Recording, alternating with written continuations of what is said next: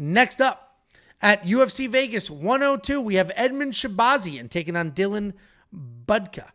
Edmen Shahbazyan, 13-5 in his career, 2-3 in his last 5 alternating wins and losses, taking on Dylan Budka, 7-4 in his career, 2-3 in his last 5 as well, looking for his first UFC win.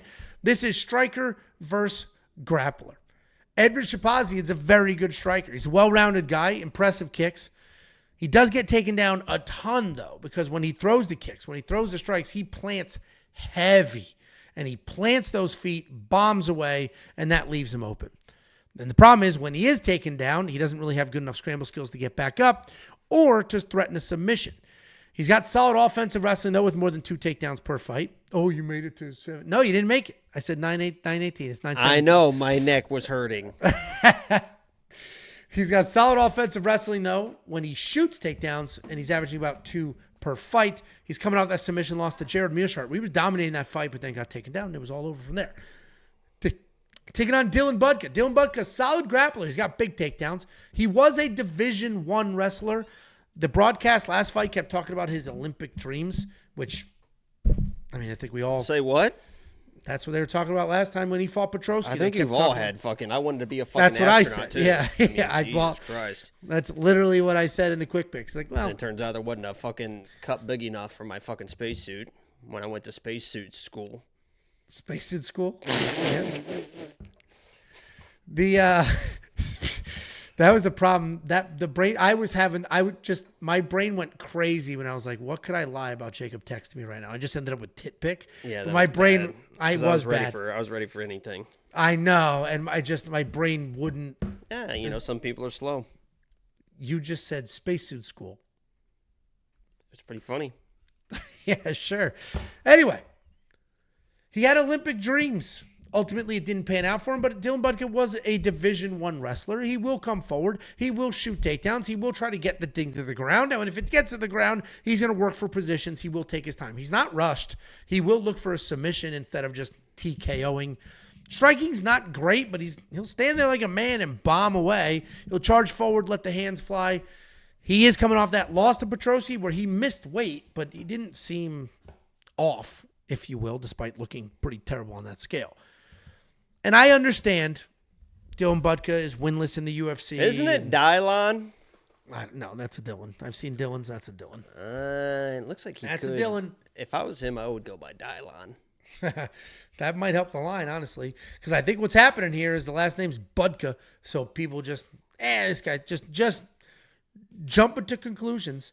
The reality is, remember we went back in time? I think people literally just see the name like Budka. That guy sucks.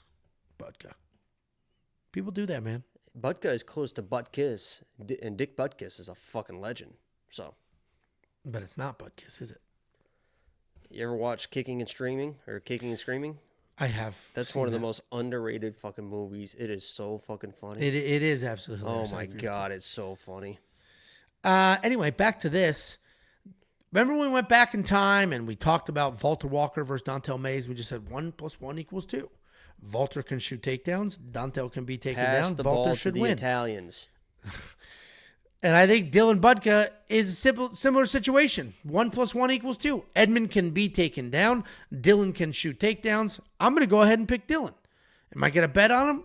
Probably not, but these odds are getting crazier and crazier. Edmen Shahbazyan will be light years ahead in the striking. Won't even be remotely Edmen close. Shahbazyan. light years ahead in the striking. But he can't really defend takedowns, and if he is taken down, kind of clueless. So I'm just going to go slide edge to the guy that can control where the fight goes. But if Dylan gets lit up on the feet, then no surprise there either. The line is wild. These odds are wild. Somebody saw Edmen Shahbazyan, who can't defend takedowns, at -300 and said, let me put a little on that. And then move the line even farther. I'm going to go with the wrestler. What do you think, Jakey boy? Yeah, somebody said, Angie boy, can you please make a hippo vocalization for us? Hippos don't make noise, do they? Well, let's gotta give it a try.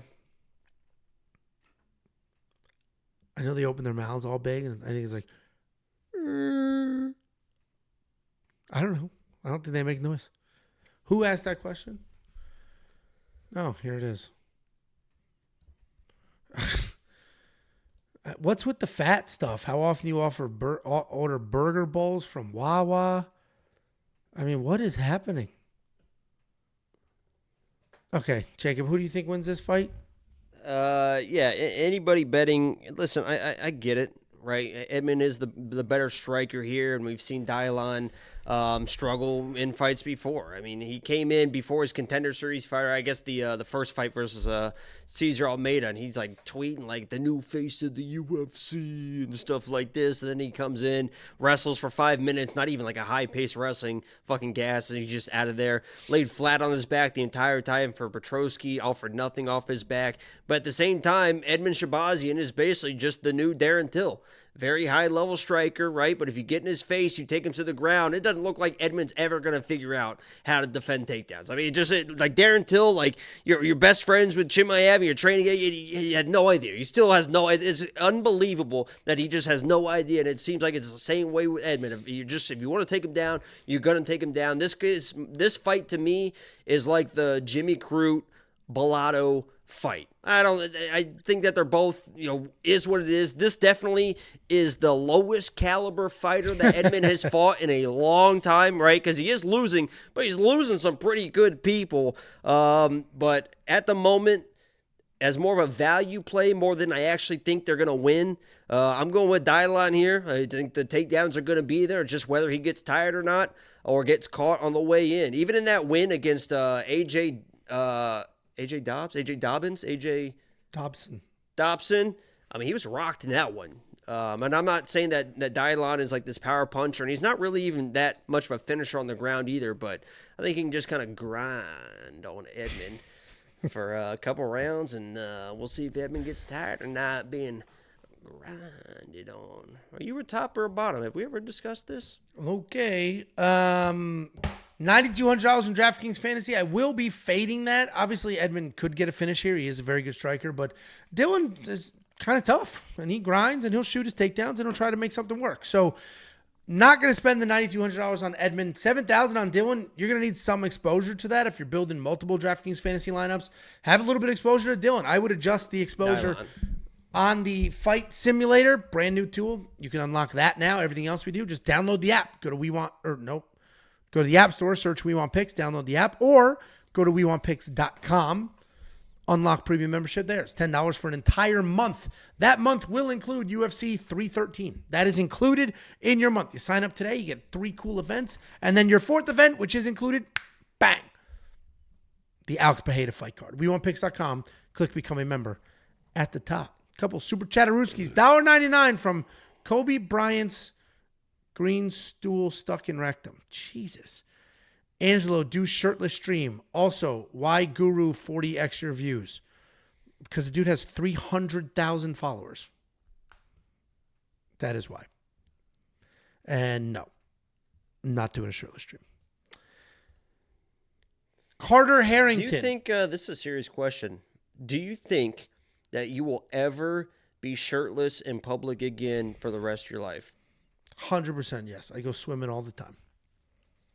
Oh, God. Oh, God. Carter Harrington, 14 Canadian. Chin up, Jakey boy. Love you both. Become a premium member today. Best value in this space. Thank you, Carter. And then... are you related to Al Harrington? Al Harrington's one of my favorite patients of all time. He came in, 18-year-old kid, and really helped us out. It's his nephew. Listen, we've got a lot of commenters, a lot of subscribers. We do anywhere from 400,000 to 500,000 views a month, depending on the month, the quality of the event. Angie, baby, take your shirt off and hit a double bicep for these fools. Show them what a real man looks like. Some people are smarter than others. Some of these guys get it. And I've always said that Tim Zeidman gets it. And he said, Angelo's like 6'4" and built. I'm 6'3", not 6'4". Appreciate that extra inch. And I am built. So Tim gets it. And I appreciate Tim. And I've always said. We're getting back into it. Tim's one of the best. We're getting back into it. Look at that tricep popping, man. We're getting back into it, man. I'm going to sneak into your apartment and then draw lines on the wall for your height. So that you can take one of these pictures and it'll just show 5'6.5". Right there. Bang. I mean, we've disproven it so many times before in the past, but you can think what you want to think. If it's the only thing you have is a lie that I'm short, which is weird. I don't know. And your teeth are fake, so I got two things. Yeah. Okay, moving on. I'm 6'3", 260, 6'4", 290, 6'3", 260. Thank you so much.